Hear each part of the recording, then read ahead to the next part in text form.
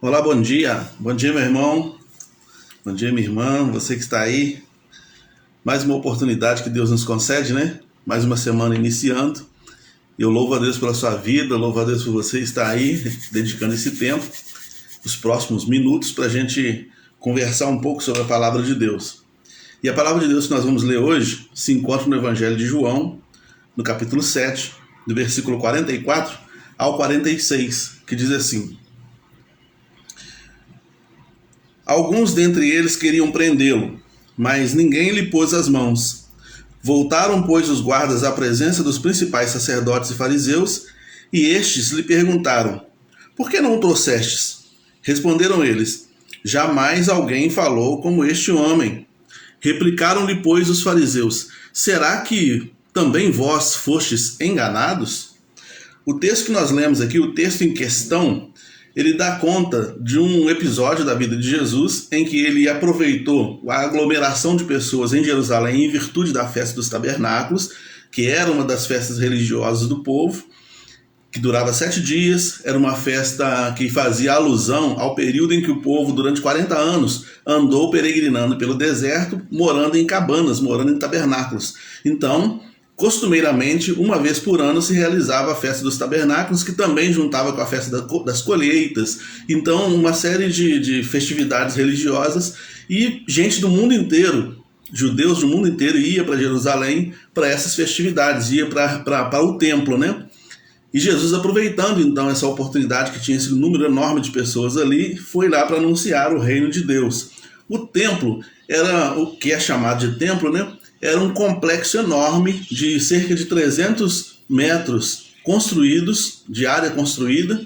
A nave do templo era menor, era bem modesta, pequena entre aspas, mas toda a estrutura do templo, os pátios dos gentios, pátio das mulheres, havia vários pátios ali, tudo isso era chamado de templo, então tinha vários compartimentos assim, e tinha a nave principal onde eram oferecidos sacrifícios e essas coisas assim. Então esse templo era muito grande, era tão grande que você vai pegar, por exemplo, Marcos capítulo 13, versículo 1, os discípulos vão se admirar, eles falam: nossa, que pedras! Quando eles estão saindo do templo, eles olham para a estrutura toda da construção e falam: que pedras são essas? Porque eram pedras enormes mesmo, de mais de 2 metros de comprimento e 3 metros de largura, ou vice-versa. Era uma grande construção que Herodes fez, começou a construir, Herodes I começou a construir no ano 19 antes de Cristo, e essa construção foi tão grande que ela terminou só em 64 depois de Cristo. Então ele começou no ano 19 e terminou em 64. Aliás, 64 não estava terminado, estava em andamento, próximo de terminar. Só que no ano 70 se cumpriu o que Jesus falou, né, em Mateus 24 ou Marcos 13 mesmo, que ele vai falar: não ficará pedra sobre pedra. No ano 70, então, o Império Romano invade o templo, destrói tudo. Apocalipse capítulo 11 vai também falar sobre isso. Mas é só curiosidade para você saber as dimensões do que estava acontecendo ali, né? As dimensões do templo, para você saber situar mais ou menos geograficamente onde Jesus estava. Ele estava em algum pátio daquele, reunido com uma multidão de pessoas. E a mensagem de Jesus, a fala de Jesus, ela condenava o sistema.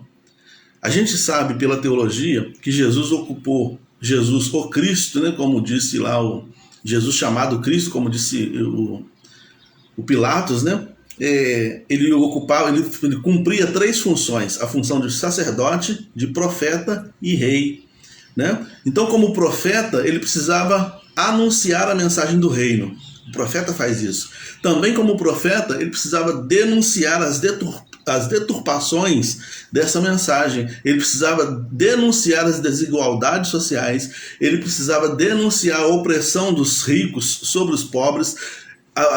Todo o processo, todo o sistema que oprimia o povo, o sistema religioso, o sistema político, era motivo de denúncia do profeta. E todo profeta que fazia isso era morto. Por isso que Jesus falou: Jerusalém, Jerusalém, que mata os profetas. E ele estava no coração de Jerusalém, estava no templo, no coração do sistema, onde estava ali o sinédrio, onde estava toda a liderança religiosa e política, onde estava todo mundo que queria prendê-lo, queria matá-lo. Desde o versículo 42, a gente fala que houve uma reunião onde eles queriam Versículo 32, na verdade. Houve uma reunião onde que eles mandaram agentes lá nesse templo para ouvir Jesus pregando e tirar ele de circulação, trazer ele, levar ele preso. E o texto que nós lemos fala que essas pessoas que foram prender Jesus, esses oficiais do templo, da guarda templária, né, que foi prender Jesus, eles voltaram sem Jesus. E aí os líderes perguntam, mas cadê o homem, gente? E aí a fala desses guardas é exatamente essa. Nunca ninguém falou assim. Nós nunca ouvimos. Nós já ouvimos a mensagem do reino dos céus, tem sempre alguém falando sobre o reino dos céus, havia muito profetismo, João Batista tinha falado e tantos outros pessoas falavam ali, porque o reino de Deus era uma aspiração do povo, era uma necessidade do povo, uma vontade do povo, então todo mundo falava muito sobre isso, sempre havia alguém falando sobre isso, mas nunca ouvimos alguém falar como ele fala. Imagina você numa pregação de Jesus, imagina você numa igreja onde o pregador da noite é Jesus. A gente sabe de muitos pregadores da nossa atualidade, né, como Paulo, Billy Graham, Spurgeon, por exemplo, né, Spurgeon, o príncipe dos pregadores do século XIX, né, o inglês, ou Billy Graham, americano, ou então Paulo, né, grandes pregadores, fizeram grandes revoluções levando a mensagem, mas nunca ninguém pregou como Jesus, porque Jesus conhece a estrutura da alma humana. Enquanto Jesus pregava, ele acolhia as pessoas. Enquanto Jesus pregava, ele abraçava as pessoas, ele curava as pessoas. A mensagem dele chamava as pessoas à responsabilidade e uma necessidade, a um constrangimento de mudança de vida. Não era uma pregação só para cumprir a tabela, só para cumprir o horário. Está na hora do culto, ou então agora é o momento da pregação. Não. A pregação de Jesus, ela visava realmente restaurar a alma humana. Então, nunca ninguém pregou como ele, porque ele conhece a estrutura da alma humana, né? Ele conhece a profundidade do nosso coração. Então ele pregava de tal maneira que as pessoas eram reconstruídas, transformadas, mudadas pelo poder da sua fala, né? A mensagem dele era uma mensagem exigente. Se teu olho te faz pecar, arranca. Se a sua mão te faz pecar, corta. Os fariseus não pregavam assim. Eles só pregavam, não matarás, não roubarás, não cobiçarás. Era assim que eles pregavam. Mas Jesus falava de uma maneira mais exigente, mais profunda, mais enfática. Em contrapartida, enquanto a mensagem dele denunciava o meu pecado, ela também afagava a minha alma ao mesmo tempo. Ao mesmo tempo que ela condenava o meu pecado, ao mesmo tempo que ela condena o meu pecado, ela afaga a minha alma, porque Jesus também é sacerdote. Então, como profeta, ele denuncia o meu pecado, como profeta, ele me anuncia o caminho do reino, como sacerdote, ele então sacrifica-se no meu lugar, me dando possibilidade de vida nova, porque o sacerdote fazia sacrifício para trazer perdão para o coração das pessoas que estavam ali sedentas de receber o perdão de Deus. E é isso que Jesus fazia e é isso que Jesus faz até hoje. Até hoje, quando a mensagem de Deus é pregada, quando a palavra de Deus é pregada de forma genuína, sem enfeite, sem culto disso, culto daquilo, teologia disso, teologia... Quando a mensagem de Deus é pregada pura e simples, Jesus está falando do mesmo jeito, está pregando do mesmo jeito, como nunca antes se ouviu pregar. Há pessoas sinceras que às vezes pregam a palavra de Deus de uma maneira tão simples, tão sincera, com o coração tão cheio do Espírito Santo. Ele pega um Salmo 23, que você está acostumado a ler, e ele prega esse Salmo 23 cheio do Espírito Santo. Você já leu 500 vezes, já ouviu 500 vezes, mas fala de maneira diferente a sua alma, não é verdade? Então é Jesus que está falando do seu coração. É uma pena que muitas igrejas tenham acabado com a escola dominical, onde nós aprendemos a palavra, é a palavra que transforma o coração. É uma pena que muitas igrejas têm dado ênfase a cultos show, né? Tem que ter espetáculo, tem que dar show. É uma pena isso, porque a igreja não se presta a isso. A igreja tem o trabalho de nos afastar do sistema.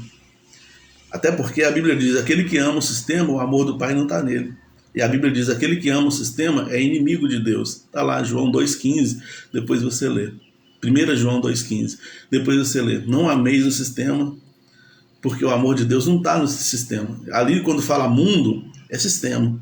É o jeito que o mundo é, o mundo caído, como está, as pessoas sem Deus estão caídas. A gente vê pelas músicas que se cantam hoje em dia, a gente vê pelas coisas que se defende hoje em dia. Estão querendo criminalizar até o Pai Nosso, porque fala de patriarcado.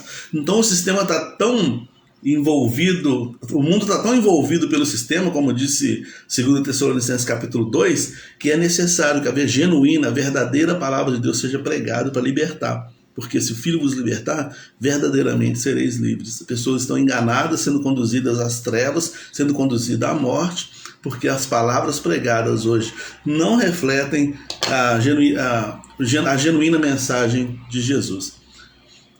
Você é muito feliz se você faz parte de uma igreja que fala do evangelho genuíno. Você é muito feliz se você lê o seu coração, lê a Bíblia com o coração puro. Você está dando a oportunidade da mensagem de Jesus entrar e transformar o seu coração. Então, imagine você ouvindo uma mensagem de Jesus. Toda vez que você for a um culto, toda vez que você receber uma palavra, receba essa palavra com o coração aberto, procurando em tudo que está sendo dito, tudo que eu estou dizendo aqui, procure no meio de tudo que eu estou dizendo aqui, a palavra de Jesus.